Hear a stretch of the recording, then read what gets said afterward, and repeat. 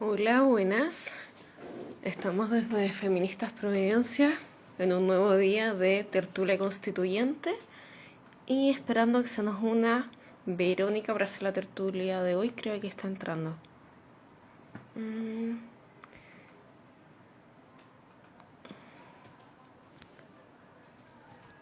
un segundo. Chan. Verónica, creo que me tienes que mandar una invitación. Ahí está.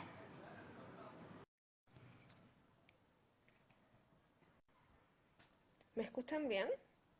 ¿Alguien de los comentarios podría comentar si es que se escucha? Ahí está. Hola. ¿Cómo estáis? Bien, ¿y tú? Bien, muy bien. Qué bueno, me alegro mucho.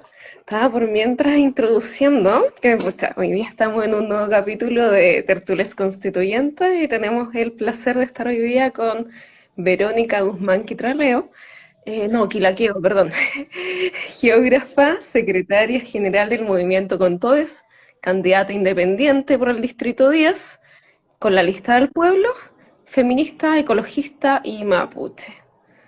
Esa es como la introducción ya más formal, pero para que te conozcan yo creo que es más importante que te presentes tú misma. Así que adelante, Verónica, por favor. Hola a todos los que están aquí, a todas y todes que están acompañando este live. Muchas gracias por la invitación. Me siento honrada de estar en estas tertulias. La he visto todas, de todas las candidatas, la de la Vero Pardo de la semana pasada. Así que obviamente muy emocionada de estar acá. Y mi nombre es Verónica Guzmán Quilaqueo. Soy geógrafa, única geógrafa que va a la Convención Constituyente como candidata y además como independiente. Soy candidata por la lista del pueblo en el Distrito 10, que comprenden, ustedes saben, Providencia, Ñuñoa, Santiago, La Granja, Macul y San Joaquín como territorio. Y soy secretaria general del movimiento político Con Todos, que fue el movimiento que creó James Hamilton y Claudio Narea después del estallido social, como una plataforma en la que se pudieran involucrar chilenos que se sentían abusados por el sistema, partiendo por la historia de James Hamilton, que es una persona que sufrió abusos por parte de la iglesia y con una institución que ahora está, digamos, por los suelos, que perdió todo tipo de legitimidad. Bueno, otros chilenos que se sentían también abusados por el sistema injusto y segregador que tenemos ahora, que quisieran unirse para ser candidatos independientes a la convención y educar a la población en general respecto a temas constitucionales. Así que eso, desde ahí se levantó esta candidatura independiente a la convención. Perfecto. Y cuéntanos un poquito de tu historia. Antes de llegar a ser constituyente, ¿qué estabas haciendo, Verónica? Bueno, ¿Cómo, yo soy cómo nació la geógrafa, trabajo iniciativa? en una multinacional de tecnología y ¿Ya? allí, bueno, estaba mi vida normal antes del estallido social, no normal, pero siempre movilizada. Yo creo que mi despertar político partió en el 2006 cuando estaba en el colegio. Yo estoy en el Liceo 1, en pleno movimiento estudiantil, ahí comenzó todo y ahí yo creo que comenzó un despertar para muchos de nosotros en el que pensamos, ok, este sistema está mal, este sistema es injusto. Mi padre fue preso en dictadura también, salió, no, apareció, detenido aparecido, le decimos en la familia, pero entonces tengo un historial político, en mi familia siempre se habló de política, en la mesa siempre hablamos de esos temas, entonces siempre tuve como una curiosidad porque la política era una vía para solucionar problemas, para intentar ayudar a las personas, para canalizar quizás demandas sociales. Y luego ya movilizada en el 2006, después del 2011 en la universidad también movilizada, después con el movimiento feminista, yo creo que en el colegio descubrí que era feminista cuando nos decían las cifras terribles de inequidad de género en el colegio, cuántas mujeres líderes tenemos. En ese momento estaba Michelle Bachelet como primera presidenta, pero de pocas, habían 2 o 3 diputadas, 4 diputadas, entonces yo creo que desde ahí partió un despertar feminista, que ahora con la ola feminista que ya está más que instalada y inundó todos los territorios, también hay un traslape, y entre la geografía, y también soy parte de la directiva de exalumnos de geografía de la Universidad Católica, y también estamos levantando iniciativas como de cómo vemos mejor la geografía, cómo la geografía aporta a tomar mejores decisiones a nivel político, a todo nivel. Entonces de ahí se fueron uniendo diferentes como círculos y se levantó esta candidatura a la convención independiente, ahí juntando los patrocinios, como todos los independientes ahí. Entonces desde ahí se levantó esto, pero soy portadora de voces del movimiento Con Todo, vemos varios candidatos. así que se levanta desde una base, digamos, una base que incluye feminismo, que incluye medio ambiente, que incluye la geografía, por supuesto, que incluye diferentes ramas como del conocimiento y de las demandas sociales para aportar estas voces como candidata constituyente. Perfecto. Una cosa que me gusta bastante, o sea, vas como candidata independiente, pero no vas sola, vas dentro de la lista del pueblo. Y entendamos que el voto para que sea estratégico, tenga un mayor peso, uno en realidad está votando más allá de por la candidata, está votando por la lista, porque se está sumando para todo. Entonces, realmente, además de conocerte a ti como candidata, es importante saber un poquito con quiénes vais, porque si yo voto por ti, voy a estar votando por toda la lista también. Entiendo que es una lista paritaria que están, o sea, todas las listas en realidad, y que están a lo largo de todo el territorio, pero si puedes contarnos un poquito más de la lista del pueblo, te agradecería mucho. Por supuesto, es súper importante esa parte porque hay todavía personas que están un poco confundidas con el proceso, el método Hunt, que es bastante complicado, que es un voto indirecto, como bien tú mencionaste, que no se vota por la candidata y la candidata va directo a la convención, ojalá fuera así, es un voto indirecto donde se promueven las listas. Y en este caso yo voy por la lista del pueblo y la lista del pueblo es un proyecto, una plataforma independiente a nivel nacional. Tenemos candidatos y candidatas en todo Chile, en todos los distritos. Es la lista independiente más grande que en este momento va a la convención y también la que logró juntar más patrocinios, cerca de 300.000 patrocinios en total. Y en el distrito 10 necesitábamos 2.000 y juntamos 12.000. Entonces también nos fue súper bien.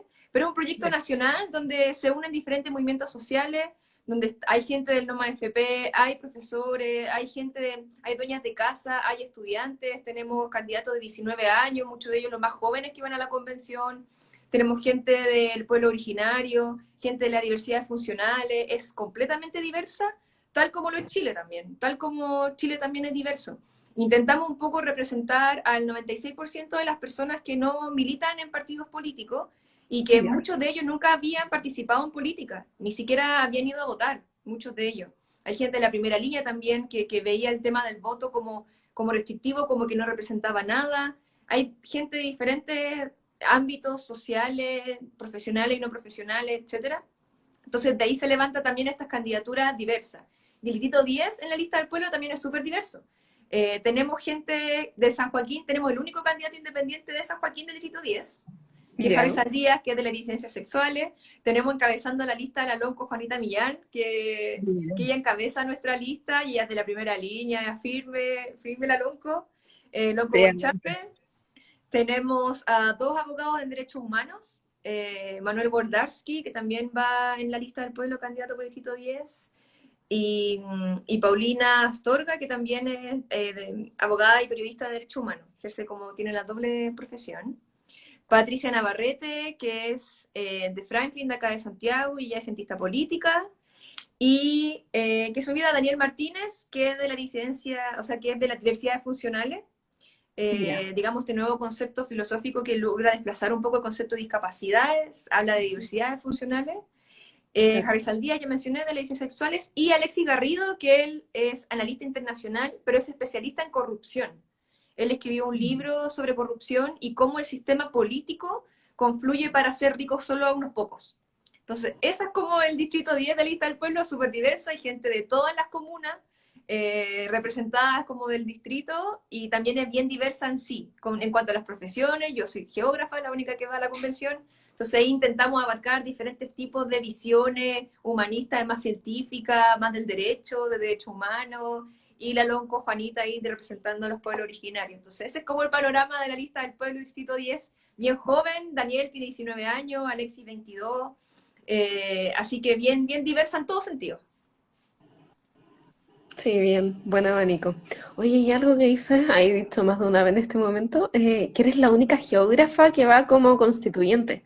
¿Cuál es tu aporte ahí? ¿Qué es lo que tú ves que tiene que podrías plasmar en la Constitución de ser elegida, que desde el ser geógrafa podrías verlo, algo que a mí, por ejemplo, desde otras áreas me pasaría inadvertido? ¿Cuál crees que es tu aporte ahí?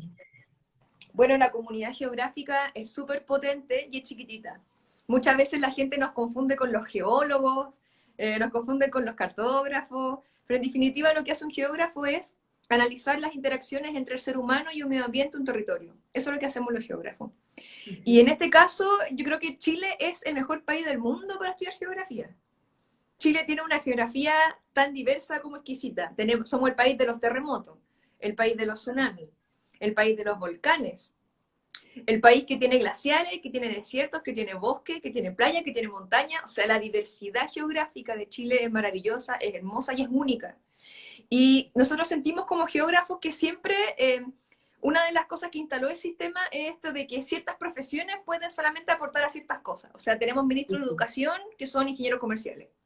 Tenemos ministros, no sé, de cultura que no tienen nada relacionado con la cultura, etcétera. Claro. Y nosotros pensamos que la geografía es esencialmente multidisciplinaria. Los geógrafos siempre conversamos y dialogamos con otras profesiones también. Si es medio ambiente, hablamos directo con gente de la ecología. Si estamos más en el ámbito urbano, hablamos con arquitectos. Si estamos más en desastres naturales, también con ingenieros, y etcétera. Entonces, nuestras carreras esencialmente multidisciplinarias, y nosotros pensamos que también debiera ser así la toma de decisiones en Chile. Un ejemplo, si tuviéramos más geografía en la Constitución, si hubiésemos considerado quizás un acceso a los recursos naturales más equitativo, más pensando en los territorios, quizás el agua ahora sería el derecho de todos los chilenos, porque siempre se ha entendido así. Tendríamos un manejo mucho mejor de las aguas, con el manejo integrado de cuencas hidrográficas, por ejemplo, etcétera. Si consideráramos la calidad de vida de los territorios para considerar un plan de vacunación, también habría tenido un efecto importante. Pensamos muchas veces que la vacunación fue por rango etario, pero si miramos un mapa, que los geógrafos nos encantan los mapas, si miramos un mapa y vemos las condiciones de hacinamiento en la región metropolitana, por ejemplo, y sumamos otra capa, que es la capa de socioeconómica, Claro. después a ese mapa le ponemos otra capa, que es acceso a servicio, acceso a centro de salud. Y así le vamos agregando capas, nos damos cuenta que si las superponemos, hay territorios en la región metropolitana que tienen condiciones menos favorables para enfrentar una crisis y una crisis sanitaria como esta, especialmente el hacinamiento. Y si además a ese mapa le ponemos otra capa, que es letalidad por COVID-19, probabilidad de enfermarse y probabilidad de morir, tenemos que los territorios más vulnerables de la región metropolitana son los que más han sufrido por la tragedia y por esta pandemia del COVID-19. ¿Qué pasa si en vez de mirar la planilla Excel hubiésemos mirado el mapa? Quizás la vacunación hubiese sido distinta, quizás hubiésemos intentado actuar primero sobre los sectores vulnerables antes que en otros sectores y tendríamos otra realidad, quizás tendríamos menos muertos, quizás tendríamos unas personas que se sientan más protegidas por el Estado. Entonces, la geografía sirve para todo eso, para mirar los territorios, mirar un poco cómo se relacionan las personas con su entorno, que no es al azar, no es todo planilla Excel, digamos. Si uno mira los territorios, hay mucha información ahí, que yo como geógrafa creo que eso es potentísimo para tomar decisiones en urbanismo, dónde ponemos los bloqueos verticales no deberían existir, hay una densidad que respetar, flujos de tráfico, las mismas cuencas hidrográficas como mencioné. Entonces la geografía es muy importante, porque hay gente que habita en la quebrada de Macul, por ejemplo, porque hay gente que habita zonas de riesgo. ¿Dónde está la información que el Estado debiera brindarle a esas personas sobre esta es una zona de riesgo? De si hay un terremoto muy grande, su casa se puede caer. Si está el volcán Calbuco, su casa con los lahares y con la lava también afecta la calidad de vida. Entonces, nosotros como geógrafos siempre llevamos la bandera de lucha de que más geografía es tomar mejores decisiones en un Chile, en un país que es esencialmente geográfico y único en su geografía. Entonces, ese es como un poco el discurso. Sí, pues la unión demográfica con la gente y la calidad humana, la planeación de las ciudades también, o sea, con un enfoque geográfico no tendríamos las ciudades como están planeadas actualmente y el mismo cordón sanitario o las mismas cuarentenas como la estáis citando, que es ajeno a una realidad, a la realidad de Chile. No vamos a cuarentenar esta comuna de acá, como si la gente no tuviera que atravesar todo Santiago para ir del lugar que vive al lugar que trabaja. Entonces, sí hay una desconexión entre la realidad y lo que ven, como tú decís, como en sus planillas de Excel o simplemente con filtros por rango etario u otras variables. Se le escapan muchas variables. Así que Exacto. sí. Exactamente, lo interpretaste súper bien. O sea, es mirar, no saber mirar bien. Escuchamos a Mañalich en su momento cuando dijo: yo no sabía que en Chile había hacinamiento, o yo no sabía, no sé, que habían características de ciertos territorios que podían confabular estas capas para que hubiese gente más vulnerable a sufrir el COVID-19 o más vulnerable a morir. Eso es súper importante porque quiere decir que es la élite la que toma las decisiones y es una élite bien específica de ciertas carreras, de ciertos colegios y de ciertas familias. Y todas esas Sí, personas tomaron decisiones sí, por nosotros. Entonces, sí. ¿qué se Sí, en esperaba? realidad, ¿Qué mientras más esperábamos? diversa sea, no. Ya, bueno, ahora tenemos la oportunidad, al menos, en el momento de escoger a nuestros constituyentes que sí tenga la diversidad necesaria para que sea representativo de todas, todos, todes. Y construir algo potente desde ahí, pues, con una base sólida y diversa. No dejar de que alguien X me esté interpretando a mí que no sabe nada de mi realidad. Y para eso tiene que haber un matiz de distintas profesiones, de distintos orígenes, de distinta ideología y así diverso, etcétera. Exacto, el nunca más sin nosotros, nunca más sin nosotras, nunca más sin nosotras, nunca más sin nosotros. Yo creo que es una frase que representa muy bien lo que nosotros sentimos al momento de la toma de decisiones. Sentimos muchas veces que nosotros como profesionales estamos dejados de lado.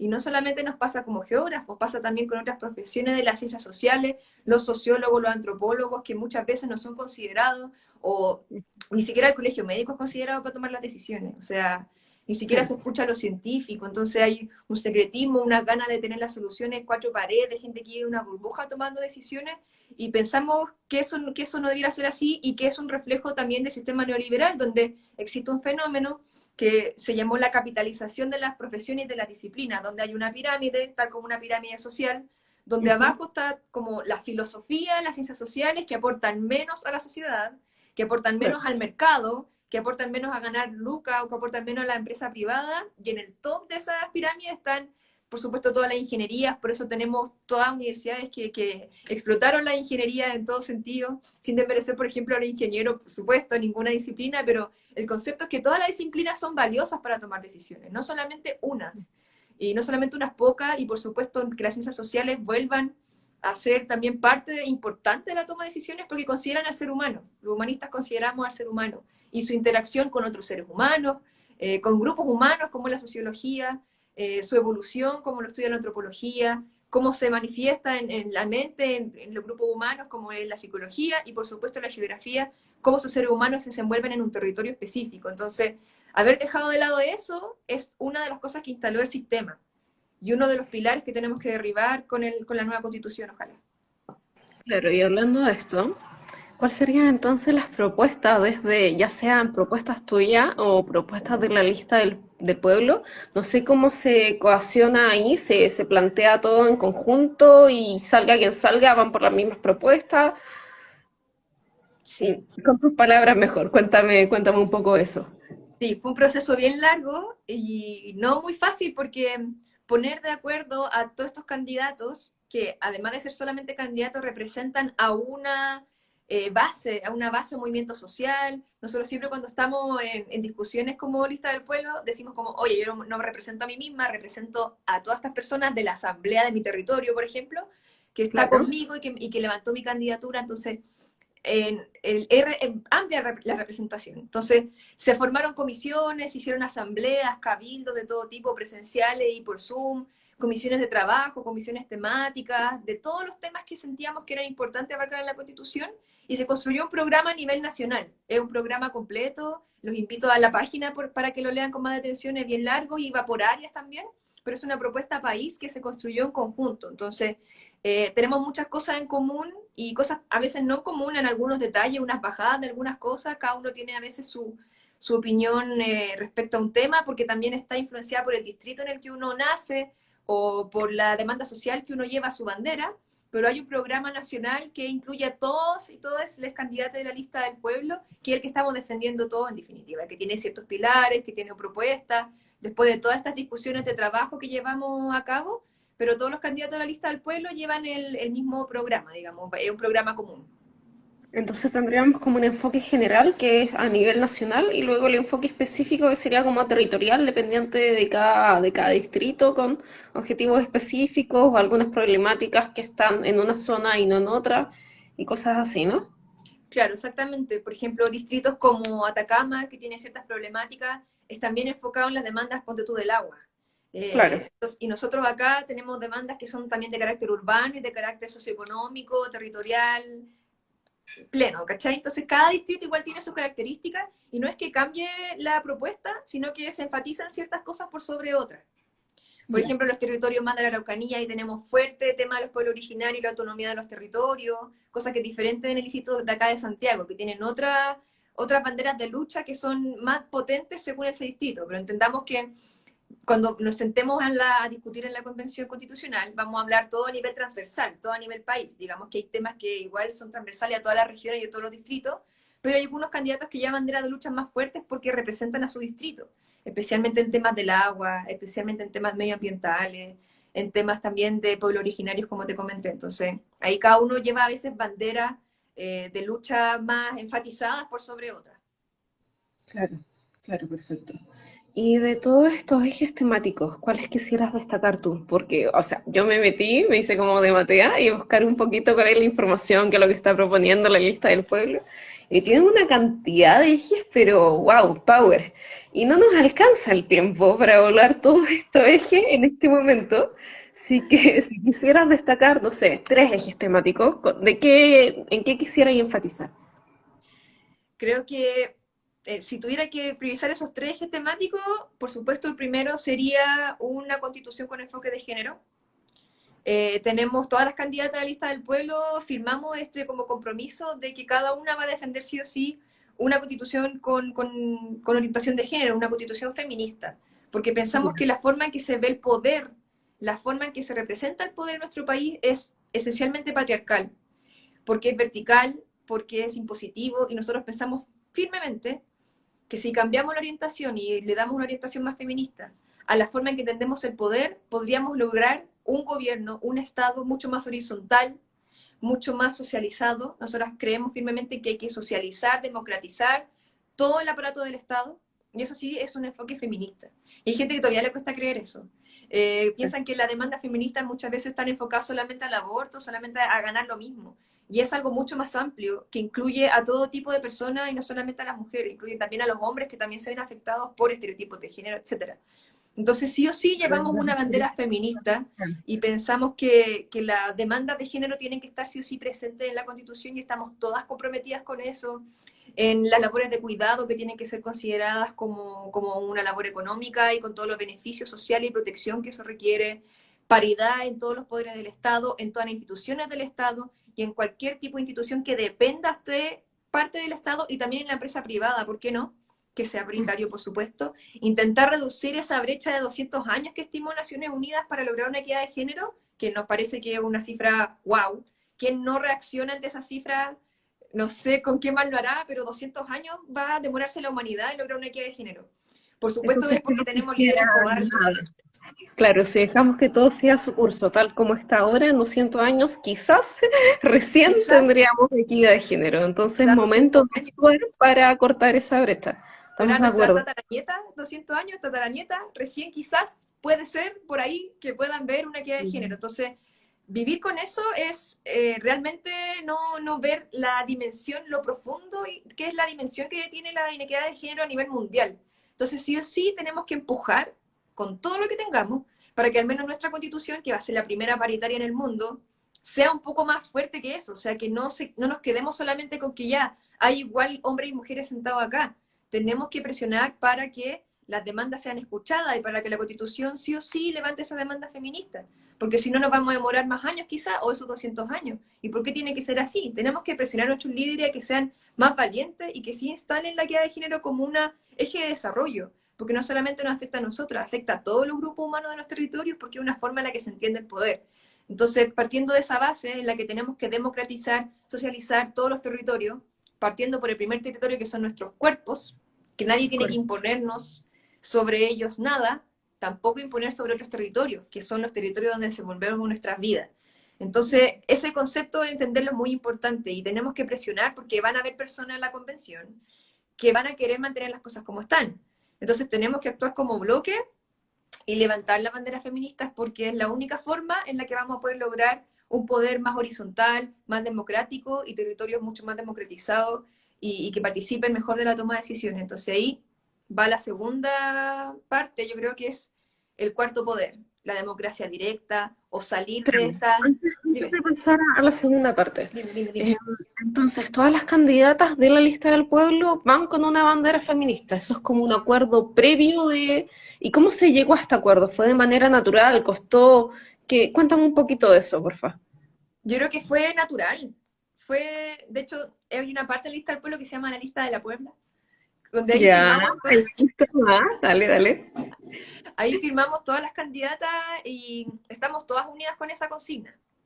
Y no costó mucho porque finalmente si entendemos que una de las causas de represión, de impedir que la mitad de Chile, que somos todas las mujeres, se desarrollen, es porque entendemos el poder de cierta forma, es porque tenemos una verticalidad, es porque tenemos una forma de opresión por sobre estos grupos humanos. Entonces no cuesta nada cuando tú estás como, cuando eres parte de ese 96% de gente que nunca participó en política, en que tú sentís, vale, sí, es verdad, siento que no tomo parte de ninguna decisión, me siento menoscabada, me siento, bueno, en fin, podemos estar 4 horas hablando sobre eso respecto a las demandas que lleva el movimiento feminista, pero no costó mucho, al contrario, fue fácil y nosotras llevamos esa bandera y también muchas de las personas de la lista del pueblo, hombres, también la llevan, por supuesto. Entienden que tiene que haber una equidad de género y que tiene que ser una constitución con enfoque de género, porque son demandas centenarias, no es algo nuevo, las demandas feministas no son para nada nuevas, son muy antiguas. Muchas de las mujeres que lucharon por nuestro voto o que lucharon por diferentes demandas y por diferentes abusaron nuestros derechos, muchas de ellas sufrieron o lo hicieron en la clandestinidad.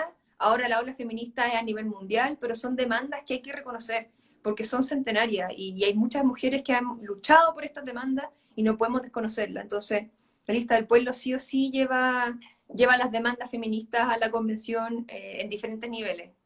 Así que no costó mucho, fue por supuesto cuando empezamos a hablar como los ejes temáticos de la lista del pueblo, este era uno de los más importantes y principales, Ya. que eran las demandas de género, por supuesto. Sí, muchas feministas y muchas dirigentes de movimientos feministas, dirigentes de asamblea feminista a nivel nacional son parte de la lista del pueblo, entonces no queda más que otra. Si tenemos que llevar esa demanda feminista o si no, tenemos que llegar unidas contra estas demandas o si no, puede que no las logremos, así que es importante. Sí, ¿y tienen alguna idea práctica de cómo llevarlo a cabo? No sé, yo veía ahora las propuestas, por ejemplo, dice trabajos domésticos y cuidados como actividad económica. ¿Y cómo hacemos eso? ¿Se ha tenido esa discusión o eso se va a lograr más adelante? Bueno, hay muchas cosas que son estrictamente en materia de ley, pero nosotras pensamos que la Constitución, dentro de los ciertos apartados que debe tener y donde se aseguren estos derechos, pensando en una Constitución y un Estado que sea garante social y democrático de derechos, tiene que sí o sí contemplar la igualdad sustantiva, que va a ser como el principio que va a cambiar el de igualdad ante la ley, porque si dejamos el igualdad ante la ley, por ejemplo, tal como está, jamás vamos a lograr que un Estado sea garante y que se preocupe de reparar la desigualdad de género que tenemos en nuestro país. Tiene que ser una igualdad sustantiva, donde presionemos al Estado a que sea protagonista en asegurar sus derechos, y en el apartado de trabajo, cuando estén el derecho al trabajo digno y la actividad económica, a nosotros sí creemos que literalmente debiera decir las labores de cuidado y las labores domésticas son una actividad económica como un derecho constitucional. Y desde ahí se desprende que uno pueda garantizar ese derecho después en materia de ley, que uno pueda tener un código civil, un código del trabajo que permita a las mujeres defender ese derecho y que sea reconocido como sociedad. Si al final la Constitución, más que ser la Carta Magna, la ley de todas las leyes, es un documento donde vamos a instalar principios, donde vamos a instalar Claro. valores, donde queremos que eso se instalen, que a través de la educación, a través de todo el Estado, el aparato del Estado, se instalen estos nuevos valores. Y nosotros pensamos que sí o sí debiera estar ahí asegurado como un valor y como principio, que las labores de cuidado no sean jamás otra vez entendidas como una actividad menor, sino como una actividad principal y económica, donde se puedan asegurar derechos a seguros laborales, a una remuneración, a una vida Claro. digna, en definitiva. Entonces, ¿por qué no? Tenía que estar ahí, literal, tal cual. Tiene que salir de la invisibilización, si al final es la base de la sociedad. Sin cuidados no hay, no Exacto, o se puede. sea, el sistema nos dijo las actividades económicas son las que generan más plata. ¿Y quién trabaja más que una dueña de casa?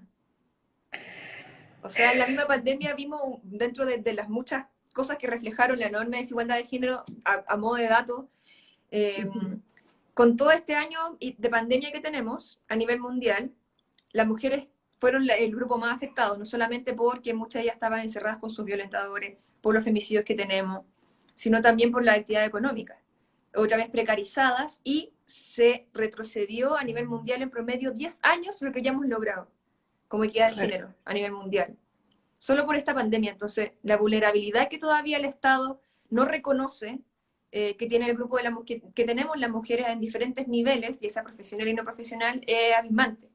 Y tiene que ser, sí o sí, la Constitución ser firme en eso, porque de otra forma no podríamos asegurar esos derechos después como materia de ley. O sea, hey, tenemos una Constitución que asegura nuestros derechos, que nos permite vivir en un ambiente libre de violencia. Está aquí, lo escribimos todo, lo redactamos todo. Y ahí es donde nosotros tenemos que ir exigiendo esos derechos de aquí en adelante, pero tiene que ser lo más explícito posible y tenemos que ser firmes en eso también. Claro.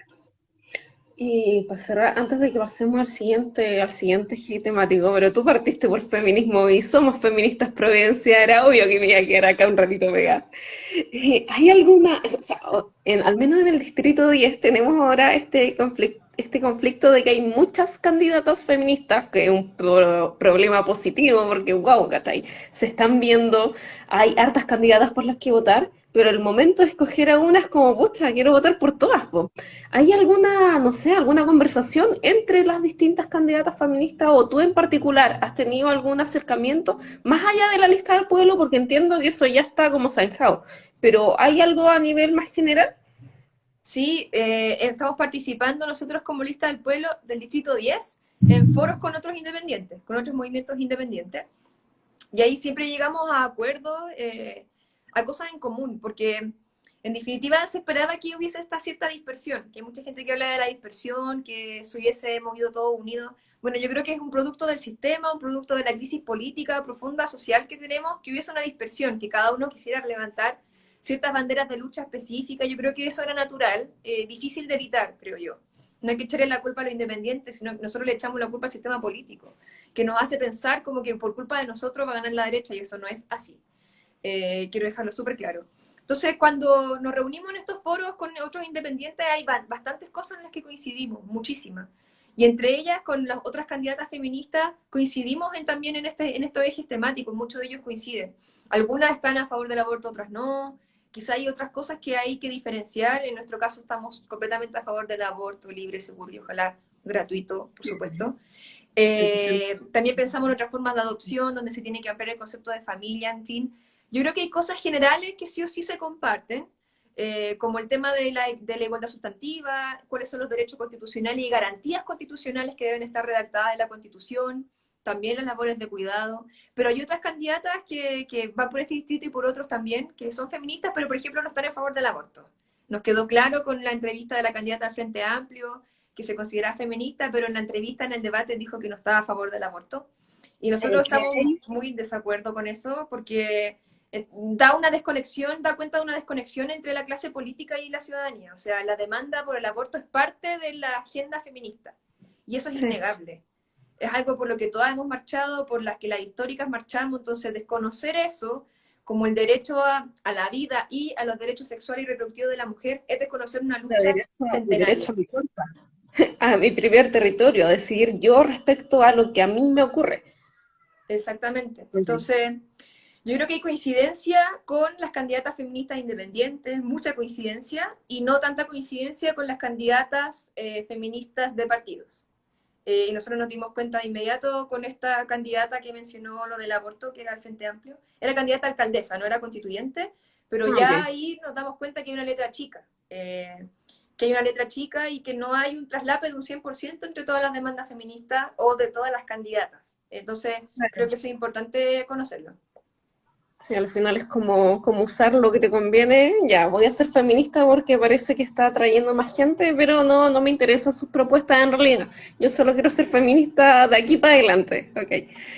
Entonces, para no quedarme en este punto, ¿cuáles eran los otros ejes temáticos de los que quisiera conversar? Bueno, yo creo que el de la democracia. Y otra cosa antes de que se me olvide, que es importante, que independiente que los candidatos sean, las candidatas sean feministas, yo creo que igual hay que permitir quizás que hay candidatos que sean feministas. No, no estoy en contra de eso personalmente. Las instituciones por las cuales representan, sí, puede ser. Pero yo creo que personalmente si hay una persona que levanta una bandera, especialmente si es una persona de disidencias sexuales, Harry en la lista del pueblo de las disidencias sexuales y él levanta una bandera a favor completamente de todas las demandas feministas. Claro, Entonces, pero si ahí hay un tema con disidencias sexuales, es distinto. Es sí, distinto a que venga un hombre a levantar la bandera feminista. sí, Es muy distinto. sí, es completo. Y aquí, sí. Y vamos a avanzar porque si no nos vamos a quedar en este tema así pegadísima y ¿para qué? Sigamos, quiero conocer un poco más de tu lista, de tus propuestas. Sí, pero yo quería resaltar solamente que las instituciones las cuales representan también tienen que tener un carácter feminista. Me refiero Claro. a que si es un partido político que no es paritario, que tiene una dirigencia no paritaria, también eso es una letra chica para mí. Sí, Si pues voy a... estáis diciendo al tiro. O sea, si no está cumpliendo desde base, es como, no, hay algo que no cuadra. Y si hay algo que huele mal, es por algo también, pues. Exacto, Ok, entonces vamos con democracia directa. ya. Eh, bueno, yo creo que es también una demanda que se comparte con muchos movimientos independientes. Yo lo he escuchado también, este tema del cuarto poder, donde al Ya. final tenemos los tres poderes del Estado, que también, por supuesto, requieren reformas profundas, que por supuesto tiene que tener la paridad de los tres poderes del Estado, incluyendo todos sus poderes, el legislativo, el ejecutivo y el judicial. Pero se empieza en este cuarto poder, donde las personas, de hecho, The Economist lo mencionó después del estallido social, eh, la democracia real y profunda comenzó en Chile en octubre del 2019. Antes de eso no teníamos una democracia profunda ni real, era una partidocracia, una democracia electoral, donde uno Claro. vota y ahí está. Y esa es la democracia. Uno vota por gente, por representantes, que en su mayoría han sido hombres, además, en el último tiempo, entonces, es una democracia ahí, una democracia a medias. No es una democracia real. Entonces es importante sí o sí entender que que existe la democracia directa, existe la democracia que deja de lado la representativa, la electoral, donde uno escoge una persona y ya está. Eso no es democracia. Y está comprobado, está escrito, hay muchos países que lo tienen. Siempre se menciona a Suiza como el país que lleva como esta democracia directa de manera más profunda o el ejemplo más patente, pero las personas, los territorios, los ciudadanos organizados, tenemos que sí o sí entender que ese poder reside en nosotros, esa soberanía está en nosotros. No tenemos que nunca más delegarla completamente en representantes. Entonces, partiendo por bajar las atribuciones del presidente, eso es claro. Tenemos una figura monárquica, completamente patriarcal, orientada en la monarquía, porque Diego Portales se inspiró en la monarquía y luego Jaime Guzmán se inspiró en Diego Portales para instalar esta figura presidencial monárquica que tiene un montón de atribuciones, entre ellas firmar tratados internacionales, como tenemos el PPP-11, tener iniciativa que es exclusiva de ley, etcétera. Todas las atribuciones que tiene el presidente hoy en día, llamar a plebiscitos o no, eso tiene que erradicarse y tenemos que pasar a un pueblo que tiene una soberanía mayor, donde nosotros somos fiscalizadores, auditores y observadores del Estado y del gobierno. Entonces esta democracia directa plantea muchas formas muy sencillas que suenan de perogrullo, pero que en Chile no existen. Por ejemplo, votaciones 4 veces al año para definir leyes y definir decisiones a carácter, en este caso sería comunal, provincial, regional y cosas que son de carácter nacional. Evaluar a los representantes una vez al año, o sea, si yo voté por un diputado, por un representante, por un alcalde, puedo evaluar su desempeño una vez al año. Creo que es algo como impensado en Chile, como, ay, ¿cómo voy a evaluar a mi alcalde? Sí, para las otras elecciones voto por otro. Y eso no es Pero, democracia.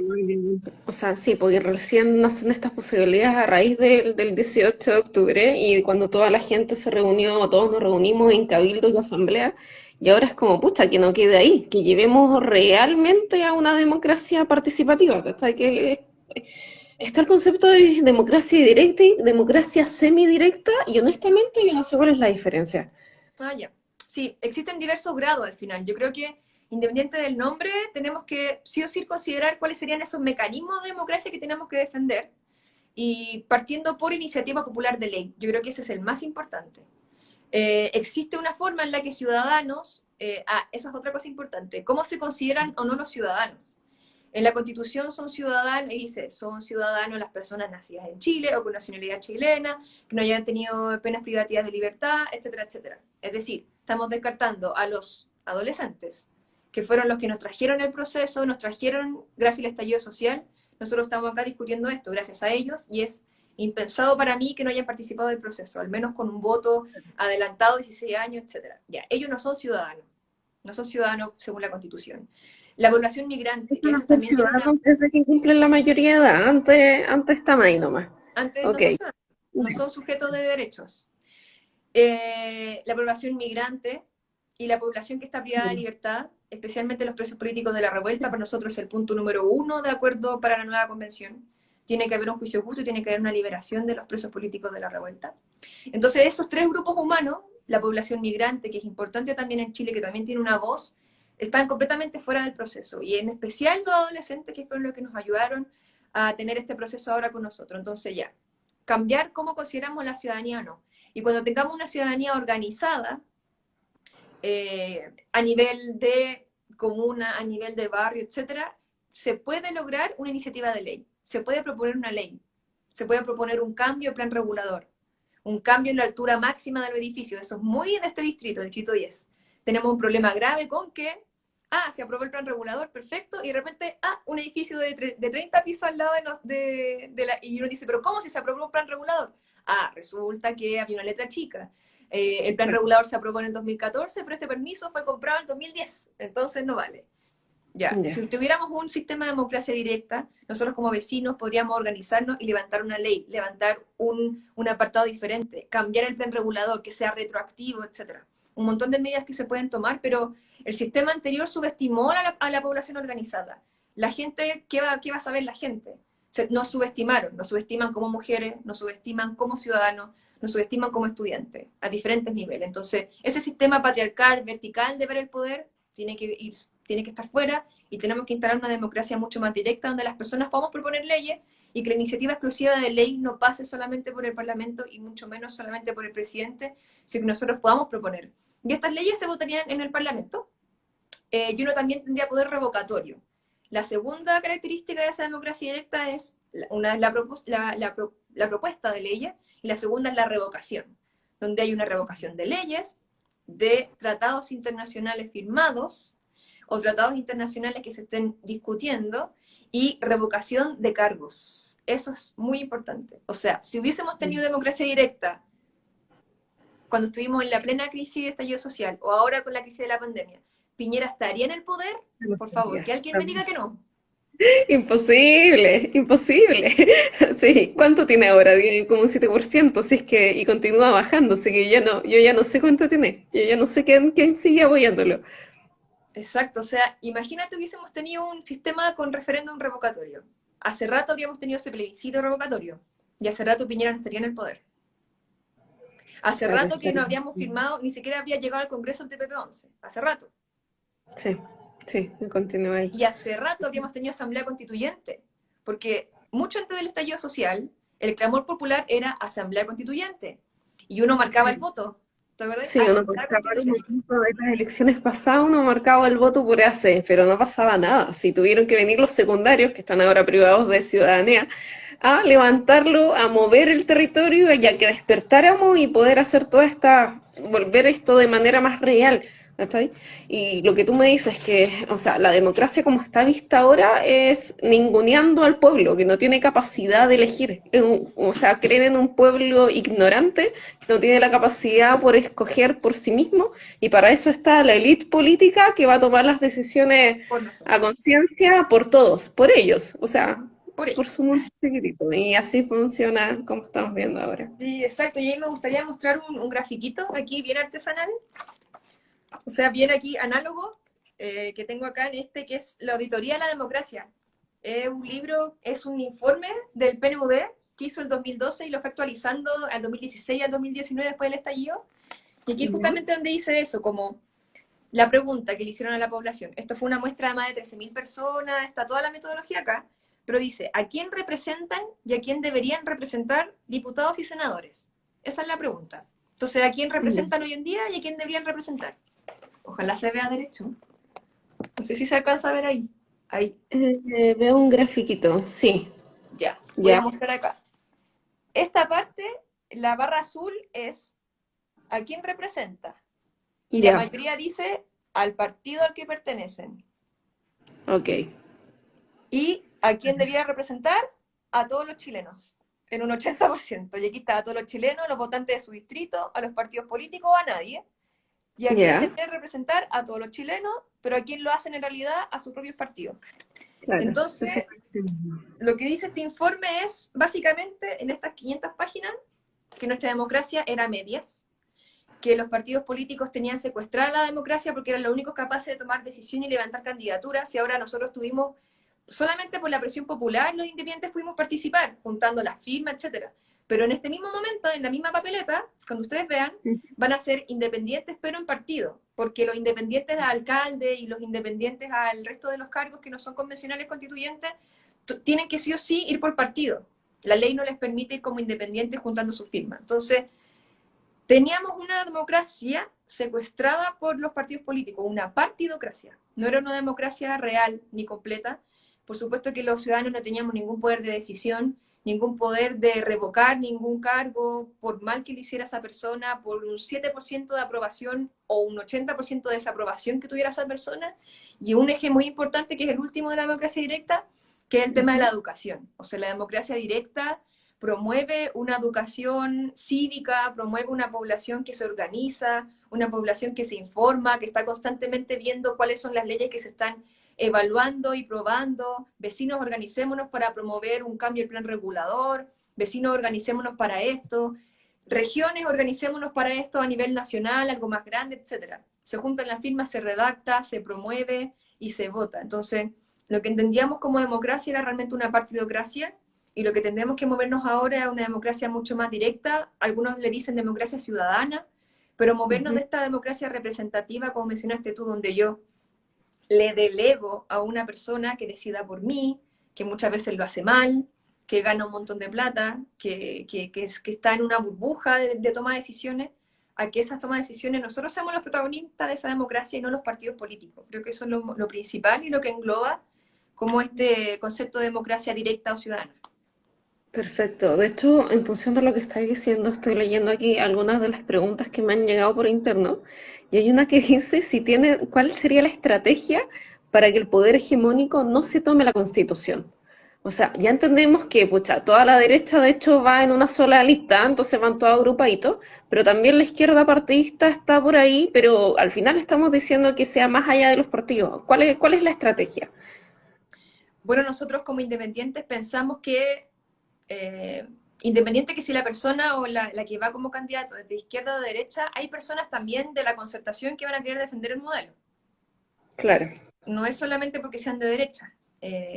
Entonces eso es algo como que también nos intentan vender los partidos de la concertación como, hoy, por culpa de ustedes los independientes, la derecha va a defender el modelo. Oye, ustedes defendieron el modelo ¿cuántos años?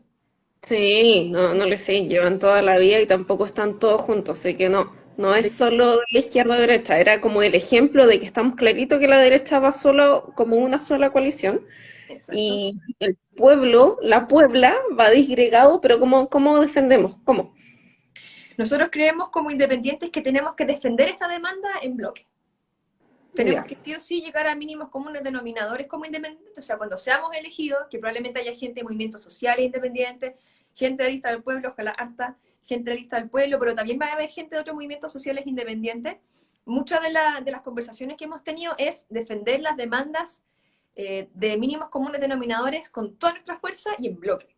Partiendo por este tema de la democracia representativa, es algo que todos los movimientos independientes están defendiendo en diferentes grados, en diferentes bajadas, como el nombre, algunos le dicen ciudadana, otros no representativa, sino que completamente directa, etcétera. Pero hay mínimos comunes denominadores que sí o sí tenemos que defender como bloque, como independiente, y muchos estamos comprometidos a eso. Y primero que todo es comprometernos a tener un proceso participativo. O sea, que la convención no sean 155 constituyentes, sino que sean 18 millones de constituyentes. O sea, tenemos que incluir de alguna forma a toda la gente que no va a ser candidata, que no claro. pudo votar, que le dio miedo porque estaba con el COVID, que no pudieron estar, los mismos estudiantes que no pudieron participar del proceso. O sea, yo como estudiante que me salté los torniquetes y que si fuera menor de edad estaría, pero ¿cómo, Sí, cómo nos dejaron fuera si nosotros permitimos esto? Entonces el no, hay que... compromiso, eh, exacto. Entonces el compromiso es ese primero que todo, llevar sí o sí, asegurar un proceso participativo con plebiscitos intermedios durante la convención, seguir manteniendo activa la asamblea y los cabildos territoriales o a nivel virtual, etcétera, y por supuesto tener nuestras demandas claras y unificadas y defenderlas como bloque, como el de la democracia directa, como el rol del Estado, cambiar el Estado subsidiario por uno democrático y de derecho, social y democrático de derecho, las demandas medioambientales, el agua como derecho. Esas son cosas que se traslapan en general en todos los movimientos sociales. Por supuesto que nosotros queremos que ahí estaba incluido las temáticas de género, que sí o sí son un intransable para nosotros como Lista del Pueblo. Esos intransables tenemos que llevarlos, porque serían nuestros intransables entre independientes hacia las personas de partido X que van a querer defender el modelo. Entonces, esos pilares que sostuvieron el modelo, que nosotros estamos derribando, cuáles son los pilares que queremos instalar y esos no soltarlos. Y eso yo creo que es muy importante tenerlo claro como independientes, que eso sí o sí tenemos que defenderlo con uñas, dientes, garras, lo que sea, y por supuesto, como nosotros no ganamos este proceso como ciudadanos, hay gente que perdió su vida, hay gente que perdió sus ojos, hay gente que está presa en este momento por eso, no soltar a la convención, o sea, rodearla. Tenemos que no soltar la asamblea, no soltar la calle, no soltar los movimientos sociales, no soltar las demandas, que eso sí o sí no lo ganamos y no hay que soltarlo nunca más. Entonces, no dejar ahí la convención que esté sola, sino que estar pendiente como fiscalizadores, observadores de los candidatos y estar ahí encima. O sea, aplicar un sistema de democracia directa en la convención es Claro. principal también. Sí, tiene que ser, tiene que ser. O sea, o si no, ¿qué sentido tendría? ¿Para qué se hacen las asambleas? ¿Para qué se hacen los cabildos? Si al momento de decidir se vuelve al mismo partidismo de antes. No, no tendría sentido, no se estaría representando a la Puebla. Entonces, hay que estar ahí presente, constante y ir viendo esta retroalimentación. Las distintas listas, como por ejemplo en tu caso la lista del pueblo, también se debe a su pueblo y con quien están levantando las distintas ideas. Y así que sea territorialmente, ¿cachai? Como que ese es el compromiso que tenemos que tener ahora como ciudadanos. Y por el lado de los constituyentes es además de poder representar más allá de los ciudadanos, ¿cachai? O sea, con esta definición de ciudadano de que si eres menor de edad no contáis o etcétera, o preso político, como un preso político que cayó por la revuelta no va a tener derecho a opinar en esto. Exactamente, Entonces, hay que estar, exactamente. sí. Oye, nos estamos quedando sin tiempo, como que nos quedan 5 minutitos y sí, se ha hecho así súper rápido y no hablamos nada del tercer, del otro eje o no sé, adelante con lo que queráis y cuando quede poquito yo te aviso, pero adelante.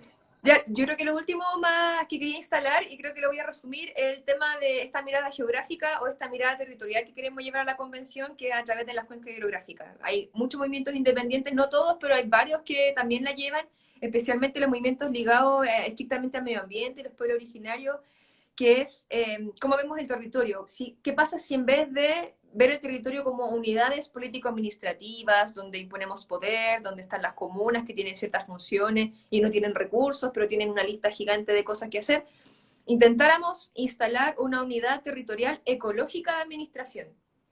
Ya. Uy, no te escucho. No. Ahí volviste, sí, pero durante ¿Ay, volví? un... Sí, ahí volviste, escuché Es el que justo último. alguien que me llamó. No, dile que no te llame ahora, que te llame en 5 minutos, pues como es la cosa, ¿no? Unidad ecológica, eso fue lo último que escuché. Claro, porque finalmente una de las cosas que a nosotros nos molestan del sistema anterior es la mirada completamente antropocéntrica que tenemos de nuestro país.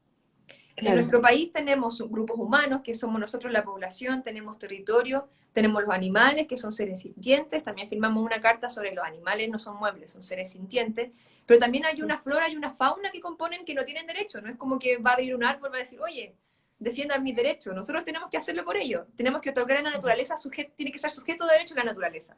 Eso es muy importante, y Chile sería pionero en eso, instalar a la naturaleza como sujeto de derecho, o sea que crímenes ambientales puedan ser crímenes de lesa humanidad.